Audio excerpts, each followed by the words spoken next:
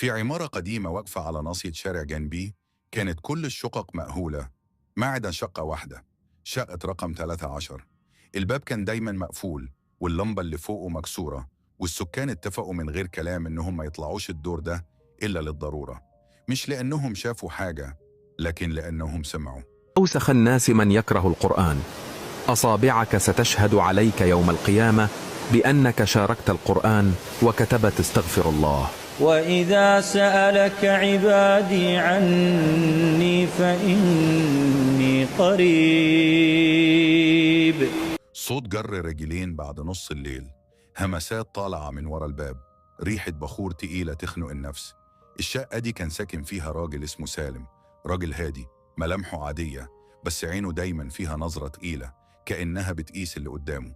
سالم ما كانش بيشتغل شغلانة واضحة، كان يطلع الصبح يرجع قبل المغرب ومحدش يعرف بيعمل ايه بالظبط.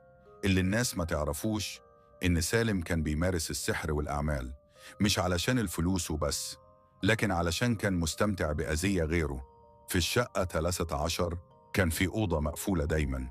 الأوضة دي كانت عالمه الحقيقي، حوايط مليانة طلاسم، أوراق قديمة مكتوب عليها بدم، تماثيل صغيرة مدفونة نصها في التراب، ومرايات مكسورة متعلقة بالعكس. وفي نص الأوضة دايرة مرسومة على الأرض، سالم كان يقف جواها كل ليلة.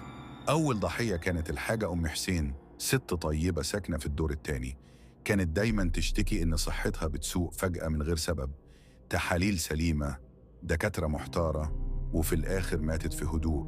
بعدها بيومين سالم اتشاف وهو بيرمي كيس أسود في الزبالة الفجر. واحد ورا التاني ناس في العمارة حياتهم اتقلبت، جوازات اتخربت، أطفال مرضت فجأة، فلوس بتضيع من غير سبب، وكل ده من شقة 13. في يوم شاب جديد سكن العمارة اسمه آدم أم. آدم كان شكاك بطبعه وما كانش بيؤمن بالحكايات. أول أسبوع سمع الكلام عن شقة 13 وضحك، بس في ليلة وهو طالع السلم وقف فجأة، سمع صوت اسمه، صوت واطي طالع من فوق. آدم طلع يجري. من الليلة دي بدأ يشوف كوابيس، يشوف سالم واقف في أوضة سودة بيكتب اسمه على ورق. آدم قرر يدور، سأل شيخ كبير في منطقة قريبة، ولما حكاله اللي بيحصل الشيخ وشه اتغير، قال له اوعى تقرب من الشقة دي لوحدك، الراجل اللي فيها باع نفسه. لكن آدم ما سمعش الكلام. في ليلة استنى سالم يخرج وطلع على الدور الأخير. باب شقة 13 كان موارب.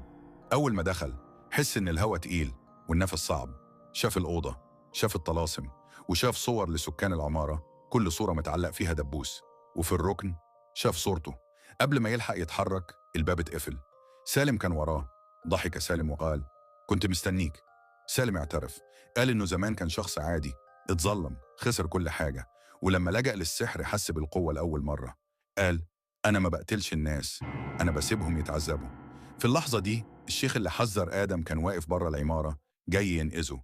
قرأ آيات والدنيا اتقلبت، الشقة اهتزت، الطلاسم ولعت نار. سالم صرخ، مش صرخة إنسان، صرخة حاجة تانية كانت جواه.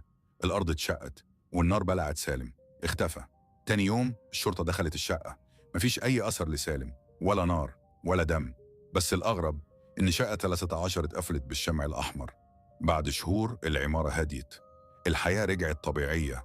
آدم نقل من المكان، بس في ليلة واحد من السكان الجديد طالع السلم، وقف قدام باب الشقة.